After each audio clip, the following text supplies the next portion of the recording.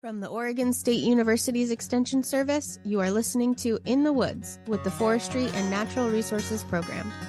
This podcast brings the forest to listeners by sharing the stories and voices of forest scientists, land managers, and enthusiastic members of the public. Each episode, we will bring you research and science-based information that aims to offer some insight into what we know and are still learning about forest science and management. Stick around to discover a new topic related to forests on each episode. Hi, everyone. My name is Steve Fitzgerald. I'm an extension silviculture specialist, and welcome to this segment of our In the Woods podcast. We have two guests with us today, Kate McMichael and Teresa Hauser, who own and manage their Elk Ridge Tree Farm. Thank you for talking with us today. Oh, great to be with you, Fitz. Always good to spend time with you, always. Great. So your story and journey in managing your property, I look at it, it's both tragic, yet it's been really inspiring, and I think others would find it inspiring as well. It really demonstrates a lot of fortitude and resilience on both of your parts. I know you've put a lot of work into your property. But, before we get into your story, perhaps you could introduce yourselves again and maybe a little bit more about your background. I'm Teresa, and I'd say that pretty much nothing in my experience prepared me for what we're doing now. I grew up in what became suburban Southern California. It was not quite to the point of suburbia yet when I was there, and I liked being outside. I rode horses. I loved that. I dreamed of running away in the Northwest out of Southern California. The Northwest, you got rain, you got trees, you got good basketball teams. What more could you want? But by the time I went to college, I studied theology. I worked as a minister for a few years. Fabulous entry to that kind of work. And I'm still indebted to the young women I worked with there. And then I went to seminary, and seminary really doesn't prepare you for this kind of work. And eventually got to a point where just my own faith journey took me away from that. Kate and I had varied all our parents, a lot of our friends. I had gotten a job helping out at a nursery just because the owner of the nursery was a friend, not because I had any aptitude for plant life, which I really did. But I did discover that, wow, I love being outside working. I love the manual labor. I love the being in the dirt. And so we had a fantasy at one point that, maybe one day we'd get some property. And originally we'd thought have horses. The very first permutation of that was, we could take broken critters and bring broken people to be together, because you heal when you work on helping heal something or someone else. And at that time, we were working with really broken people. Anyhow, we started thinking about retiring, realized we couldn't afford to retire in California. She found this place online, made contact with the realtor, who's Fred Sperry. Shout out to him. He made this possible for us. And so we had this dream that we'd have this little piece of land and we could care for this little piece of land the rest of our days. That's how we got here. So what about you, Kate? So unlike Teresa, I actually grew up in the Northwest. Well, Idaho considers itself part of the Northwest, at least Boise did, and outside city limits. So I grew up with trees all around me and loved that. So coming back to Oregon has felt like a return to my childhood roots. So that was part of the appeal that brought me to Oregon, or brought us to Oregon. But before that, from Idaho, went to did the whole college thing and eventually ended up in California. And the last number of years, I too did seminary and worked in an inner city parish for a lot of years. And then, wrote myself out of a job at one point to keep a hospitality center for homeless folks running, because grant money was harder to find than writing myself out of a job. But then I ended up teaching high school. So I taught world religions and ethics. And I've been thinking a lot about that. It's like I asked my girls, I taught in a girls' high school. I asked my girls a lot to step out of their comfort zone. And there has been nothing like the last number of years since we moved up here and took on this little beautiful forest property for getting us to step out of our comfort zone. You both are so brave. Or stupid. I'm not sure, but So you both retired and you found a piece of land. And what were you thinking? What was going through your mind now that you had a piece of property that you had to care for? well, then it turned out that you don't really know as much as you think you do. Probably one of the upsides of both of us having come out of an education background, but being pretty educated, but also having done popular education. And then, I taught high schools. Like, if you don't know stuff, the first thing you really need to do is start learning. And when we realized, like, one of the first times we walked up one of the big skid trails, and we're looking at it going, is this all really Doug fir? But this work looks kind of white. And my sister was visiting, she's a master gardener from Idaho. And she's like, is it white pine? And we're like, I don't know. And so we got in touch with our extension forester and actually took every single class we could come up that she offered. And, and that felt really important to us because we realized that however much we had the backpackers and hikers and we loved wilderness and the outdoors, and that makes you very passionate about those things, but it doesn't mean you know anything when it comes to actually wanting to care for a little piece of property. So, yeah, learning was the first thing that we felt we needed to do. So you were taking a lot of classes and probably going on a lot of forestry field trips. So, in thinking about your property, what were the kind of topics or things that you were interested in learning the most about and maybe applying here on your property? Well, I know we were really interested in how to, forest health and resilience and wildfire resilience and resistance, I guess, partly because coming out of California, part of what sent us away is we had hit that point where wildfires were becoming more and more frequent in California. Ironic by now because they're even more frequent. But we were within that 6 degrees of separation of everyone for NorCal fires and SoCal fires at a point. We're like, we just can't stay here anymore. This is just too hard. And we're like, Western Oregon seems like a better place to be, but we want to do everything we can to protect our forest. And it was pretty tight. It needed, our 35-year-olds probably could have done 35-year-old trees. We had a stand of 35-year-olds, and the 35-year-olds probably could have done with a thinning. I think they probably missed their pre-commercial thinning time. And, so we learned things like that, what is an intermediate or a suppressed tree?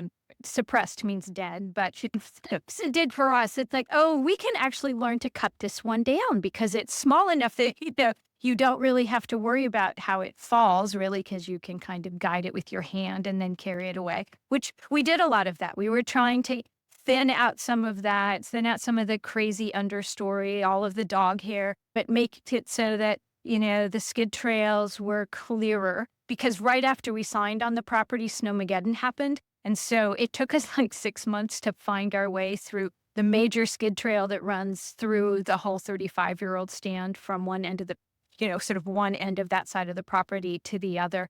And so we had a lot to learn.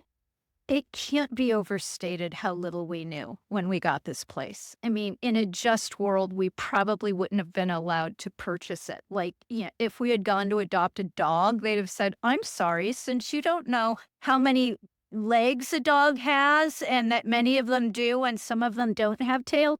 When you learn something about dogs, come back and you can adopt a dog. But I mean, our first walkthrough with Lauren Grant, God bless her, she was saying that, no, this looks really healthy. I was like, why? What do you see that makes it look healthy? So all the words Kate just used, we didn't know any of those words.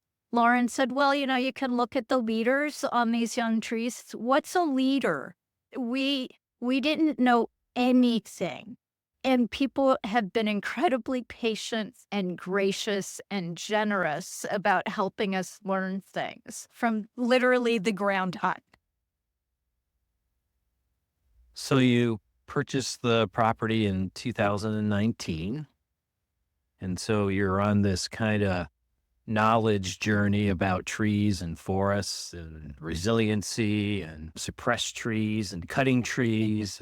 And then 2020 happened. The large wildfires of 2020 that swept through the McKenzie Valley, the Holiday Farm fire. And tell us a little bit about where you were, what you were going through mentally, I know. And so, yeah. One of the great ironies I've always thought is that, like, the week before the fire happened, we had just finished, like, all the way opening up, like, our skid trail all the way so that, it could be used for ingress or egress. We had actually just been doing a recording session with Lauren, actually, and another young consulting forester in the area for Oregon Women in Timber. And we'd managed to open up a path to one of the streams. And we were working with Pure Water Partners. We were on the preservation track because our our riparian areas were so healthy and filled with native plants and everything. And actually, the day before the fire, we were here hanging out. We visited with one of my siblings had come with his family, and they were off floating the McKenzie. And we were hanging out in our truck camper, because we didn't want to float the McKenzie. And I was reading through the management plan that had been written for, Pure Water Partners. And it was really an awesome day. And I mentioned it because we returned to that one again and again, feeling so grateful, because it was, I think, one of the very few days we'd had where we spent a chunk of hours on the property without working on something. We were just there. Just enjoying it. And then the fire. And at first, I think our biggest concern was that, like, our neighbors got out okay. And you weren't living on the property at the time. We weren't living on the property. We'd been working on helping with some of the clearance for where the home site would be and stuff.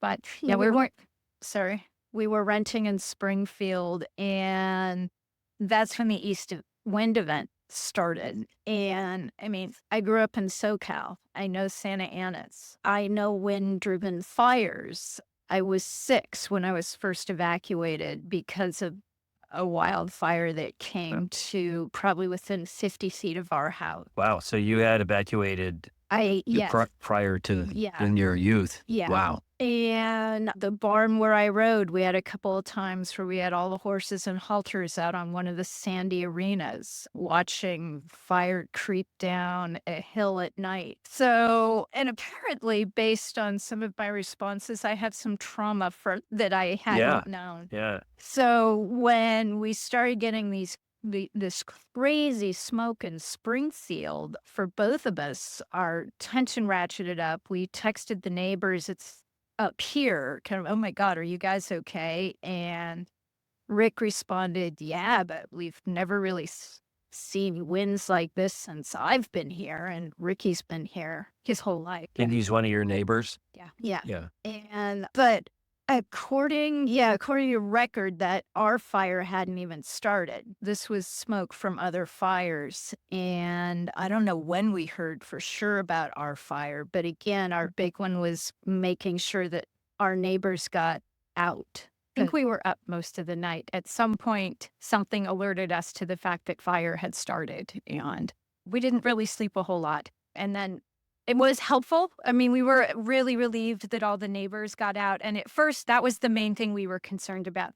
I do remember we started thinking, should we, be prepared to evacuate? I, too, grew up with a little bit of fire trauma because growing up in Boise, Idaho, in the middle of desert where, fire happened all the time, and we didn't have city fire protection. We had BLM fire protection, and they were always off dealing with wildfires started by stupid people somewhere else, not near where we live. And so, I went to bed every night as a kid in the summer thinking what I would actually grab to take with me if a fire came. So this was like, wow, all of those my childhood anxieties and her childhood traumas kind of coming together. So we started packing up, we were really right at the very leading edge of Thurston. And so we were like, yeah, fire could get closer. And I remember as we were going out, and every time we'd go outside, there'd be more and more ash on the truck. And I remember trying to, these are our trees blessing us. These are our trees. I know these are our trees and, everybody else's trees up there, but these are our trees blessing us, which I think that kind of anxiety carried us through for the first few weeks. We weren't out 3 weeks, wasn't it? Yeah, before we were allowed back up. So they had it all closed while they were trying to do all the suppression. So Yeah. landowners or homeowners and landowners couldn't come back. Yeah. I think it was September 23rd when they finally let us back up on the property. And some Weyerhaeuser folks had been up here and Rick had connections. And so they actually did a drive-by of all the property so that people could at least see if their homes were left. And that was good because the Lane County map of that had a lot of inaccurate information. So we knew, all we had at that point was a hole in the ground. And so, some of our insulation had blown away. But I mean, the Bucks porta potty had blown over, which amused everyone. So I think people were grasping for humor wherever they could. So that was funny to people. But the irony there was we didn't really care about the house that hadn't been built yet. We wanted to know how our trees were. And that's where we started realizing this connectedness of the timber and forestry community. Because that young woman forester who we had been interviewing the week before, her husband is a reforestation forester for Justina. And so he was up here because everybody was up here fighting the fires. And that was one of the big things we learned too, was how much industry folk are part of firefighting, whether it's on their land or not. And anyway, she made Garrett drive through and take pictures of our trees because she knew that that's what we would want to see, were our trees. So you're talking about the fire, and that the fact is you couldn't come here to examine your property for quite a while. But when you're able to get here, what was that like? What was the feeling? What did you anticipate you might see? I think from Garrett's trip through, we had thought things might not look too bad. And one of our neighbors had gotten a sheet signature and it hadn't looked too bad. And we didn't know then that meant that everything had already burned. And one of our neighbors, Mark Miller, he's a consulting forester with Trout Mountain Forestry. And there'd been some contact and he wanted to know if we wanted to touch base. He and his wife were coming back up to look at their property, and did we want to touch base after we'd had a chance to see ours? And we thought that would be great. And we came up, and, there's still this hall of smoke, and everything was sort of a pale orange. I thought it looked kind of like my imagination of a nuclear blast, which comes mainly from the word yellow cake. And yellow cake rain is, just that kind of yellow orange of everything. But I don't know that we were prepared for the almost complete devastation to our trees.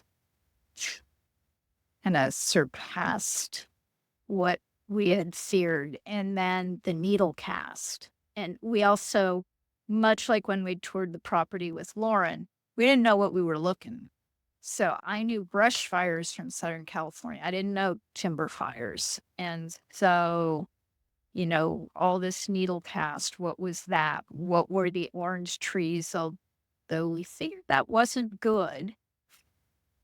The fire freeze is so interesting too, where it looked like the tree, where they're trying to get away from the branches are trying to get away from the heat, but it almost looks like they're dancing, which has this kind of horrifying sort of beauty to it.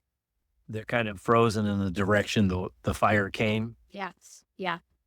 And it was awful. We walked down the skid through the 35-year-olds and the needle cast, the ground was yellow. There were areas where older trees that, we had learned enough to know that they should have maybe done better. And it's no, everybody it just got torched. but not enough to destroy everything, just enough to really kill everything. And then of course, we were kind of like a third, the 35-year-olds, a third. They were about 8. They had an amazing summer. 16-inch leaders. And they were, obviously just torched because the little ones couldn't make it. And then our 18-year-old, they didn't look good either. I remember we were walking down on the other side through the 18-year-olds, and I got a call from our contractor who was checking in on us. We were really lucky that our contractor stayed super connected and as committed to us as we were to them through this process. And I remember going, Josh, it's like, it's all gone. Everything. And we'd been working with him like that a few days before the fire. And it's just like, it's just gone. One of the hardest parts still is when we do anything, a retrospective for anyone that asks us, oh, what was the fire stuff? Or we end up going through pictures. It's like, it still just kind of makes me queasy to look at those pictures. It's actually even more heart-wrenching to look at the before pictures and kind of go, oh my God, because I've almost forgotten by now how beautiful our forest was before the fire, because it was beautiful. It had its messy quality. Lauren taught us healthy forests are messy, but it was beautiful, and it was not beautiful anymore. But the big thing that really happened for us being back here was it made it really clear that we'd spent enough time being here, clearing out those intermediate and suppressed trees and creating, old piles of lumber, little piles of logs that I was hoping to mill into lumber and stuff. And we'd spent a lot of time pulling up bracken fern and different things, trying to help clear out the area for the home site. And we formed a real intimacy with the land over our fairly brief period with it, and a different kind of intimacy than, say, if we just hiked through it. But actually learning how to care for it was really different than just caring about it. And so learning, which trees are going to make it, which trees aren't, which, sure, kind of a moot point by now. But we had a real intimate relationship with this land, even if it was forged in a very brief period of time. And it made it really clear to us that we were not just responsible for this piece of land, but responsible to it, that there'd been a relationship formed. And we thought it was only reasonable to have that kind of conversation with one another, like, wow, this is not the retirement plan. What are we going to do? Are we going to cut our losses, or are we going to stay? And it was a really pretty short conversation, because we were like, well, of course we're going to stay. How can we desert our trees? It's our little patch of land. How can we turn our back on it now that it's hurting? And that's a really interesting way to think about that, because, here you have this dream, and now in some ways, it's gone up in smoke, but it's this desire to help it recover, nurture it, bring it back, despite what that's going to take. So there's a book that I read 1 million years ago called The Cardinal, that was written probably 1.5 million years ago. And it's about this young man who becomes a priest and eventually becomes a cardinal at a church that most of us wouldn't recognize by now. But in it, there's a scene where the young man goes to kind of discern his vocation. And as part of that, he ends up at, what are they called, those places that priests live? Rectory. Thank you. It's been a while. So he goes to the rectory, and the active priest there has him care for the old priest who lives there, who is beyond being able to care for himself. And so the young man does that without really any hesitation or any qualm about it. And the priest who's assigned that task to him for the day wonders if that's a good idea for a young man discerning a vocation. that people getting married, if they knew where the marriage would end, how one of them would end up perhaps in need of absolute physical care, would they still get married? Was this too much to put on him? And clearly in that case, it wasn't. But I think of that sometimes, if we had known that within a year and a half, our little retirement paradise would be ash, would we have done that? And it's not a fair question. You can never know. Anything can always happen. And this is what happened to us and to our land, and now we deal with it. Why don't we go take a walk, and maybe you can kind of describe, what kind of restoration work you've been doing and the effort that it has taken thus far. Cool. Sure. Okay, well, let's go.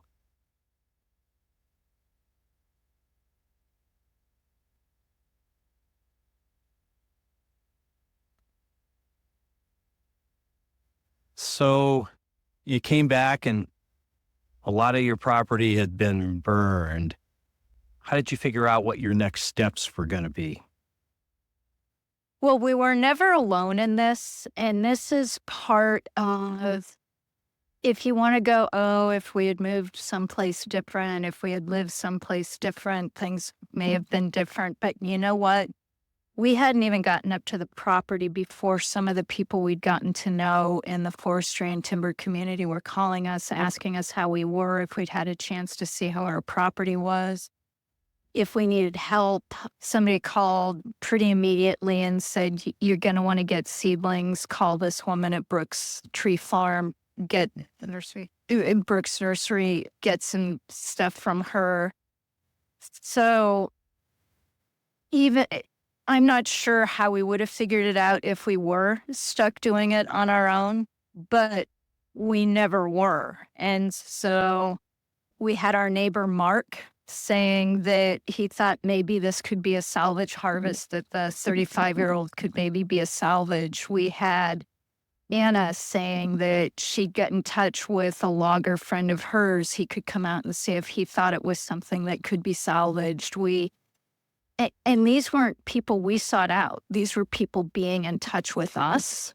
So like a community. Exactly. And that was exactly what we weren't going to do when we retired. We weren't going to do community. We weren't going to go places, do things, meet people, join things.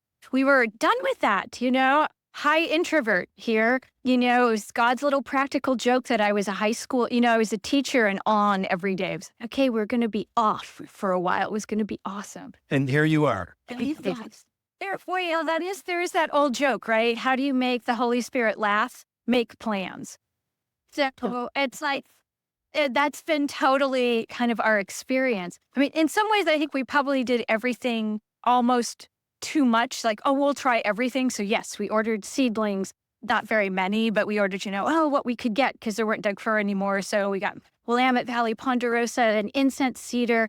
We ordered half a pound of Doug fir seed so we could maybe grow some of our own. Like everything we could think of that's OSU, the fire program. We made sure we tuned in to every episode, kept trying to, learn as much as we could and write the next addendum to the management plan because, we had taken our intro to management class and we'd finally finished, the first draft of the management plan, which was by now totally pointless, and except as a historic record of what things had been. And so we kind of came up with a plan working with Mark on what would happen. And our stewardship forester, we had him out almost immediately after we were From the Oregon Department of Forestry. Yes. And I mean, we love him. I mean, I think half the meeting was all of us, sharing our trauma together because there was just so much of it. But yeah, he was supportive from the get-go. He's always been supportive, telling us, we're doing the right thing. And he's 100% behind us, and he always has been. Yet we could hardly be more fortunate in the community that formed around us, whether we'd intended it or not.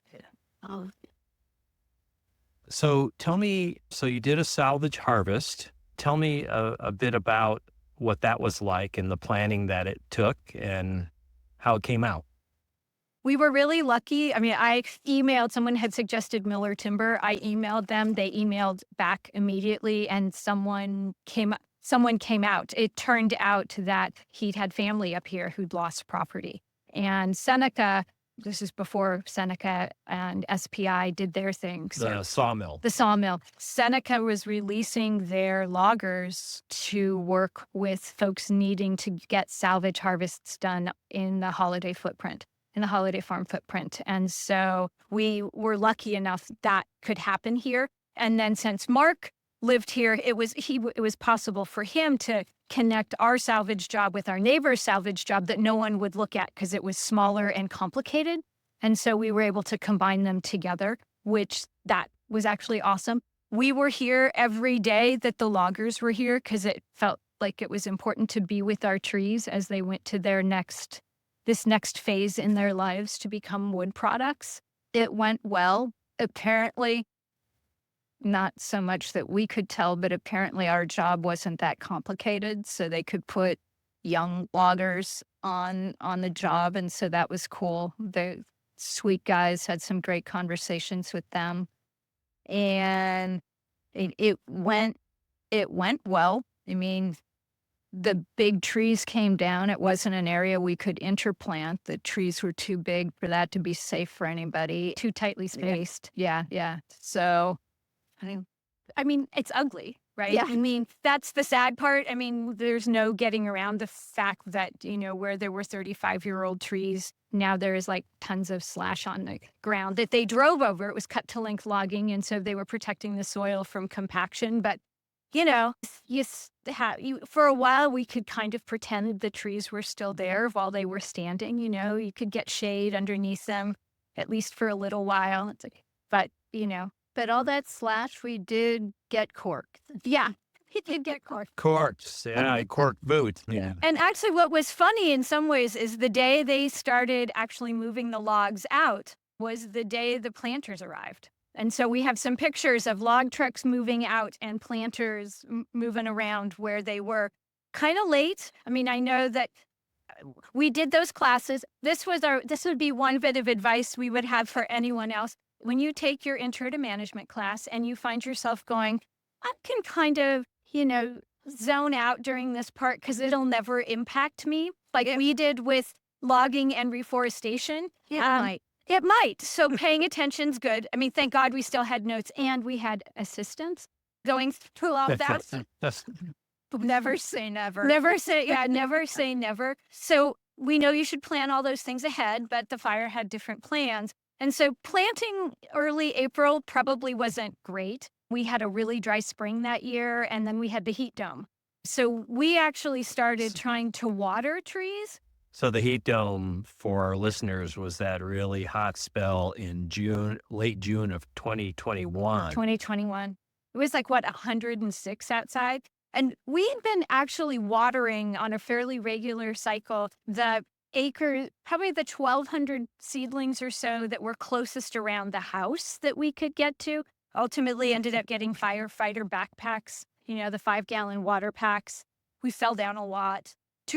We finally started. We have lots and lots of pin flags from trying to mark them. Oh. The combo of tree wells and just vegetation comes back. Right. So, I mean, for our listeners, in most cases when seedlings are planted, they are not watered. No.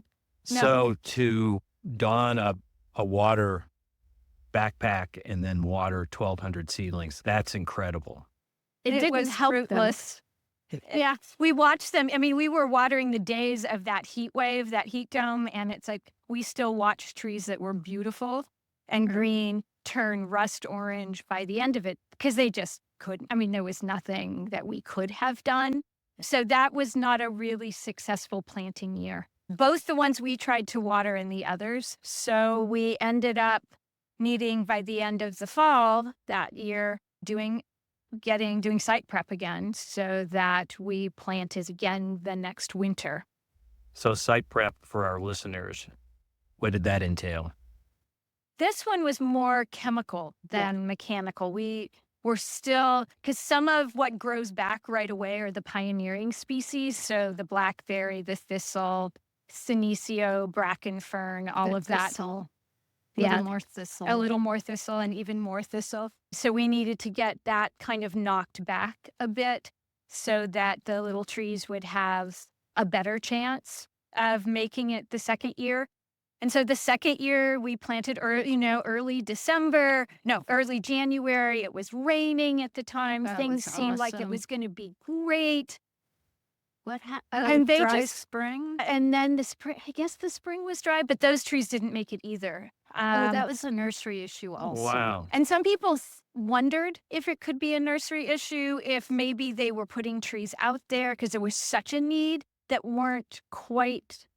So when you say nursery issue, the seedlings may have been not less vigorous than they normally would be. Yes, Yeah, okay. less vigorous. And that was thought to be a factor because both for our forester and some other foresters that had used that stock, they'd seen an abnormally high level of mortality. Got it. And when we took our intro to management class, we had all these things. We're not going to overplant seedlings if we ever have to plant them. Our seedlings will live. We'll get them on a decent spacing, and we won't have to do all that extra thinning. And now it's, well, what spacing are you doing? I don't care. I want live trees. That's by Replant 3 in particular, which we took more responsibility for, probably, once again, the area around the home site, and then selective areas we're taking responsibility for. So this past winter, we planted about 600, grubbed out every single space, planted all of them. We're doing a lot of experiments in terms of species. So grubbed out meaning you cleared the vegetation or where you're going to plant the seedling? Yes, Yeah. about that 4-foot square around every one of them, which is a lot of work. Yes, that actually one of the biggest ironies about the fire is it killed all the trees. It killed a lot of the brush, like the hazel and the vine maple and the maple and all of that, but it left the skeletons behind. So we're standing right next to the skeleton of one of our babies that didn't make it through the fire, but you can still also see all the brush everywhere as well. So that's a lot of stuff we fall over. We tried to take down at different points, and we've tried every stupid thing you could possibly do. That was probably a huge amount of effort for no appreciable gain. So I'm looking at a seedling here. It looks like a pine. It's actually looking pretty good. It's in this blue tube. So maybe explain what you're doing here with the, what to get this seedling where it's at, what you did here, and what this tube does. Well, we started with the grubbing out. So you see this clear area. This is one of the places that didn't grow back too badly in terms of grasses and weeds. And then the blue tube is supposed to provide a little bit different kind of protection than the Vexar tubes, which are the white plasticky things you can also put on seedlings to protect them from deer browse. These, being solid, should also protect them from rodent browse, which we had run into on what we call the nose, where we also have ponderosa pine. We went with Willamette Valley ponderosa here because it's super exposed. This is one of the places where in the heat dome, the Dougs just fried overnight. Yeah, I mean, I feel the heat right here now. And the ponderosa have actually been what's done the best, even from that first year post-fire, because while the industrial folks were doing the big planting of a nice mix of Doug fir, western hemlock, western red cedar, and grand fir, we had ordered these ponderosa pine, and so learned how to, plant bare root seedlings, which is kind of terrifying because we knew that at least from the slide we'd seen about Doug fir that, there were 9 ways you could plant a 10 ways you could plant a Doug fir, 9 of which were wrong. And we were assuming that would be the same with the ponderosa, but they actually survived pretty well even through the heat dome. So we're like, okay, we love the Doug fir and some of the other species, but maybe we'll give the ponderosa a chance because it's seemingly they like it droughty. or wet. And we're like, well, one or the other is going to happen. So why not try them? The blue tubes, we have grown to kind of hate the Vexar tubes because they are a lot of work to put on, and then they shatter pretty quickly. They degrade a lot faster. And then once they come out of that, 10 of them in a bundle thing, they take a ton of space to store. These will store flat. Yes, the blue ones will store flat. They only need one bamboo. They seem to provide a little bit of shade too, like. Yeah. And so far. And I wonder when you look at these, that solid blue tube, kind of reduces the wind, therefore the evaporation. Yeah. It also, This little dude seems to like it. yeah. It's got really good buds. And this year, so we took a year off from watering and, had huge mortality again. This year, we were much more Circumspect? Yeah, we Deliberate. deliberate in our choices of when to water. So instead of like having everyone on this 2-week rotation, we were like, here's some June rain. I think we were May rain and June rain and a little bit of July rain. And so we just would do one.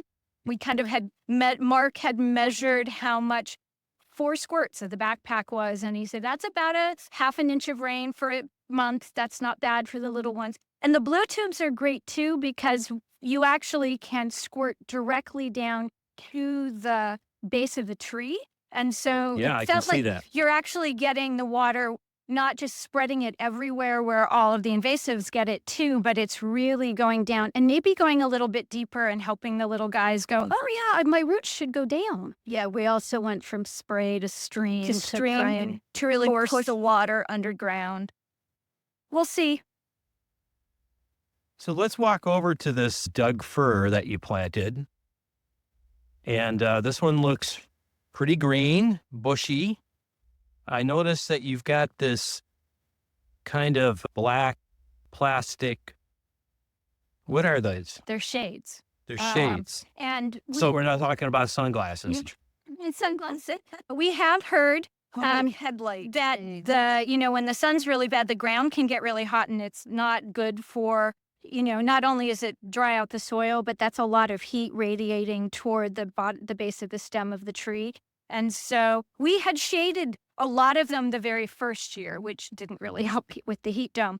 But when we replanted this year and used blue tubes on a lot of them, we sort of redeployed a lot of our shades. So a lot of them now have 2 sort of facing where the sun comes at them the hardest. Kind of like the southeast, the southwest. Exactly. Yeah. And this little guy, I think, was we've done a lot of rescuing of trees that seem to be in a bad spot, like, little self-seeders, or occasionally when the planters would have planted something in the path or right where there was a live tree, like, 2 inches away. And so we would put them we have growing beds in our growing ground. And so we'd raise them up for another year or so and then plant them. And so this little guy he's gotten kind of good treatment for a couple of years and is doing So well. it's a he?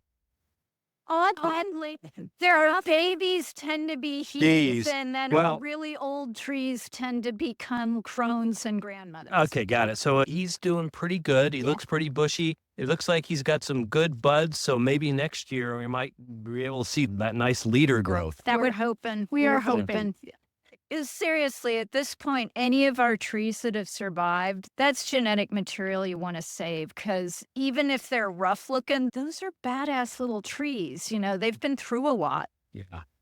It's also been an interesting, literally on the ground explanation of, we took classes and we learned all about slope and aspect and how those matter. And what's really interesting is that is so theoretical until you we walk our skid trail, and one part of it's like where things are a little more northeast facing.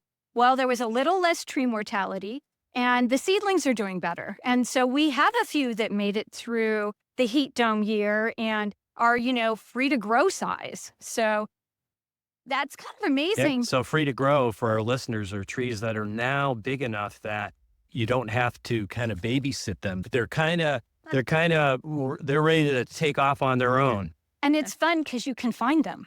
So, the little ones, they kind of get hidden by all the other brush and stuff. But once they hit that free to grow stage, that's kind of fun. And this year we made a conscious effort to, when we go for a walk, because we try to go for a walk most days, we've gotten some trails put in. And for a long time, we would just notice all the ones that had died or were looking bad. And we would just kind of go, oh, little guy, I'm so sorry. And we would be so depressed by the time we got home. And so we finally were like, this is ridiculous, because there are some that are making it. Right. And sort of like when you go into a room, you arrive somewhere and somebody else comes in and goes, well, nobody's here. And you're like, but I'm here. Whoa. We're kind of going, no, the little ones that are surviving, they need to get some cheerleading. And Right, or pep talk. exactly. So we walk by those guys every day going, look at you. And, some of them, we pet their little leaders. You're growing like a weed now. Keep doing that. Holly, you grow like a weed. You know. That's great. So you mentioned you had a little nursery up here. So let's go up and take a look at that. So if we just walk into your greenhouse, so I see little baby trees here. How'd you do that? So that half-pound of Doug fir seeds, which is a lot of Doug fir seeds, they are very small. From Dorena. No, they weren't from Dorena. They were from Silvaseed. All the directions on how to stratify the seeds came from someone at Dorena who works with Doug fir propagation. So to stratify, the reason for stratifying seed is to kind of break the dormancy so they'll germinate.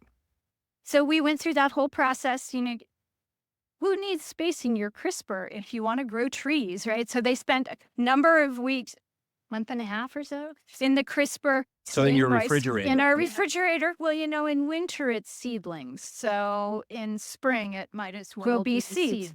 And then I had gotten stuff from one of the tree nurseries. So it's little trays and essentially tubes that they can go in.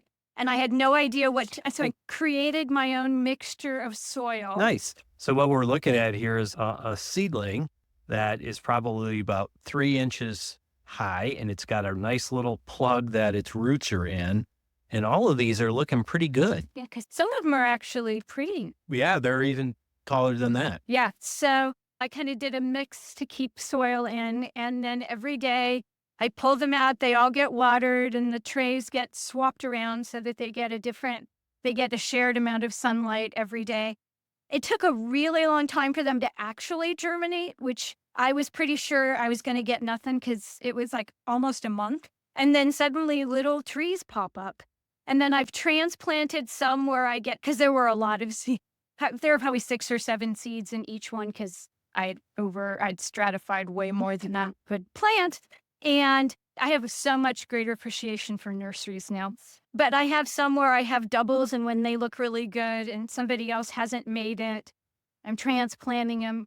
And then we think we'll probably build a new bed for them because we have 2 raised beds out in the growing ground that we built actually from those intermediate trees we'd taken down that the fire just licked over on one of our skid trails. And so we built growing beds out of them. Okay, well, let's go take a look at those. Wow. Okay, so this is what we would call a transplant bed. Yes. Well, that first year when we bought the incense cedar from Brooks, they were tiny, and Kathy at Brooks said they'd need to be in a bed for the first year before we planted them out in the forest. And so we built the beds and hauled in soil and had those guys in there. And then last year, after we had planted all the incense cedar, we had some leftover hemlock that we'd planted. Oh, and we bought some sequoia because we've been playing with some variation. And then other ones that because we're always rescuing little trees from cut banks or different places. And then those guys got planted in the winter. And so these are all rescues. Yeah, these were mostly cut bank trees. They were mostly cut bank trees. So cut bank trees, those are little seedlings you dug out of the cut bank off the road or skid trail. Yeah. Okay. And then stuck them in here to see if they would take. Because, 100% of trees where you're going to do fire clearance work die. So they have a better chance in one of these little beds. Actually, one of our favorites from last year was a super bushy little guy. And we actually potted him up and took him up to the admin support person for Mike Kroon at Oregon Department of Forestry, who has been, and Heather has been stuck with all of us on the committee for family forest land. So her birthday present was a Doug fir. And because he was so beautiful, we didn't want to trust the ground to be nice to him. So we gave him to someone who works for ODF instead. How nice of you. That's great. Wow. Well, it's a tremendous amount of work. So it's for two people to do this across 40 some odd acres, and it's really tremendous. That's kind of you. We haven't done all of it on our own. We keep taking on little broader swaths all the time, but yeah. So I mean, I think other landowners, can learn from what you've had to do, maybe even be inspired and kind of keep that positive attitude, because I can see, after your trees are burned, you have this dread, what's next. And I mean, you've shown what can be done. Not easy, but what can be done. So I guess, what's next here on your property with all of this? Well, we haven't really focused as much on the west unit, which is where our 18-year-olds were. That were pretty tightly spaced, too young to be merchantable. We planted pretty right away, thinking they would be good shade. So you planted under them? Planted under them. That was the decision. And it was too pricey to take the 18-year-olds down. Before you planted. Yeah. Although I think if we had known now what we did then, we might have. I don't know. Now it's kind of like they're a giant game of pickup sticks. They just fall everywhere. So they fall over the road to the neighbors. They fall on every path we've put in there. Every day we go and have something else to cut down, and you get it all cleared, and then they fall down again. Well, new trees. It's not the same tree. But there are a lot of them. And there's a little bit of regrowth in there and some seedling survival. So we really want to focus our attention there, and little by little, get them actually on the ground intentionally. And the dead 18-year-old trees? The dead 18-year-olds, clean up some of the mess made by the ones that have already fallen, get them limbed, and get to use that chipper we got to put on the back of the tractor. And because we never thought we'd need a tractor, but yeah, it turns out when all your trees are falling So I down. see you have a Kubota? Yes. So I'm envious. I love Kubotas. I wish I had one, but...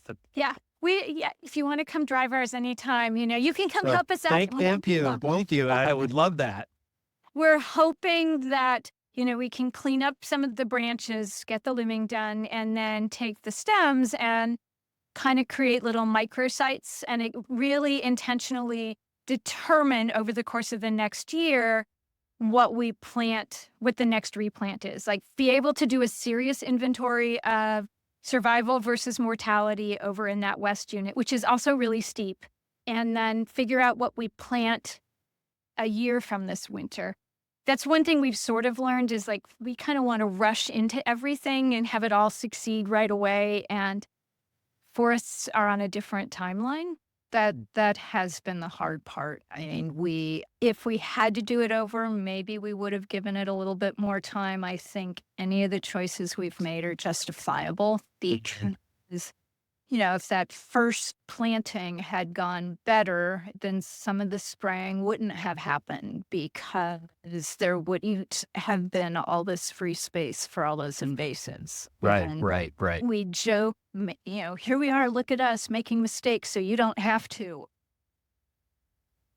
But, we've tried to jump into it, and some of the failures give us a chance to kind of take a step back and go, okay, so what is working? And so even this last winter, we kind of did so we have some Dougs from Justina. If they don't work in these locations, I think Dougs aren't going to work, because those seedlings have done fabulously across various parts of our landscape. And if they're not making it, then maybe we need to look at a species diversification. And I think we need to take this next winter to do, some of that really physical labor of let's get this down, let's move it where we want it, and let's figure out where we're going to plant and what's going to plant and what things actually look like, instead of just running in to put more stuff down. So I imagine you've revised your plan, your management plan, or at least in the process of doing that. We did. We actually managed last summer to get certified. So we're tree farm certified. And then this winter I went through, and I know I had great plans that I was going to rewrite parts of it, which didn't quite happen, but we read through everything, did lots of lists. Oh, here are the things we did, and marked those down, and then started mapping out what's going to happen, or what was going to happen this year, which we've done a lot of those things. And then we'll do that same thing again. At some point, I'm going to need to, go actually type all that stuff in again. And by January 1st, right before some of this, that's irrelevant to this conversation. But yeah, so the management plan is an ongoing kind of living document. We're not as good as some people are, always having, new stuff that they've written down. But we didn't come into this as foresters. We came into this as pastoral ministers and teachers. So we're kind of growing into it slowly. The other thing we've learned is that if you don't get it done this year, it's not like it's going to magically go away. It will still be there to be done next year. And the to-do list feels like it's, the old thing of, 3 steps forward, 1 step back. A to-do list grows like, 4 items added, 1 finished. 4 more added, 1 finished, maybe 2 sometimes. Welcome to property ownership. Oh my goodness. Yes. We kind of have, a few more plans of other places we want to have trails, because walking stuff every day makes a difference.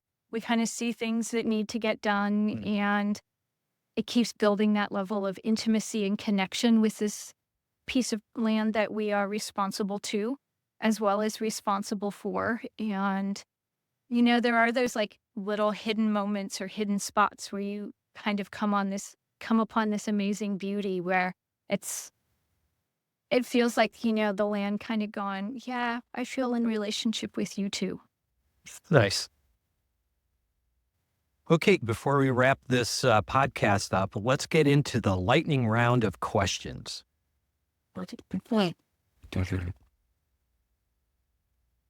What is your favorite tree? Oh, please forgive me, all my precious Dougs, but probably a coast redwood.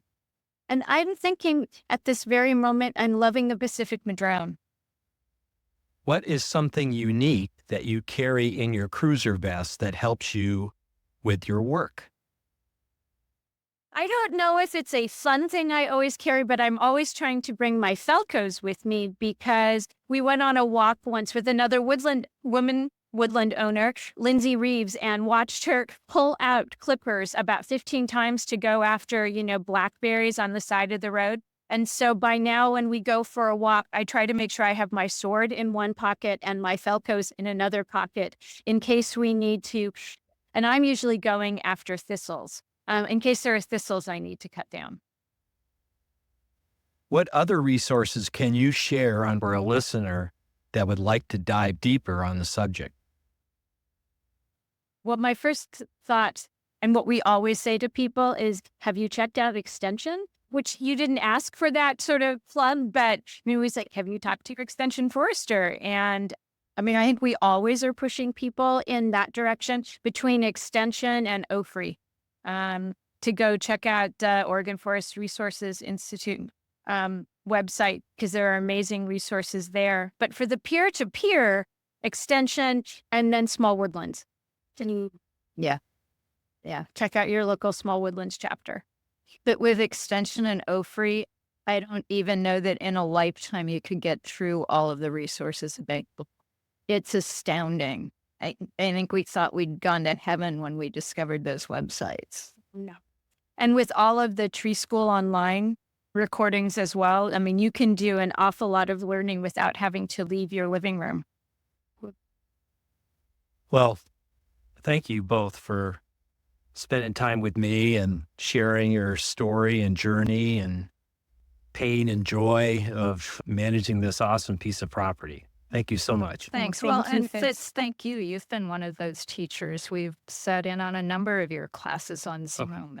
And Thanks. actually, when we were doing our planting this winter, you had visited not too long before and given us ideas, and we kept going, okay, well, Fitz said we could think about this. And it's like, and then maybe when he gets out here next time, you can show him what we did. And actually, it's being that center of a group of people who cheerlead for you makes all the difference, and it makes us want to cheerlead for others as well. Well, thank you for that. I appreciate it. So, great. Take care. You too.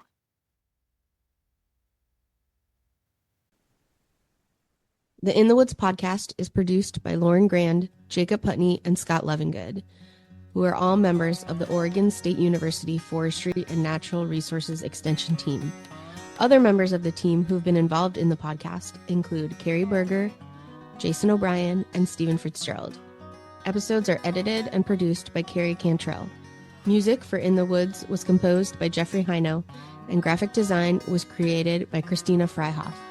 Funding for In the Woods is provided by Oregon State University Forestry and Natural Resources Extension, the Oregon Forest Resources Institute, and the USDA Renewable Resources Extension Act funding. We hope you enjoyed the episode, and we can't wait to talk to you again next month. Until then, what's in your woods?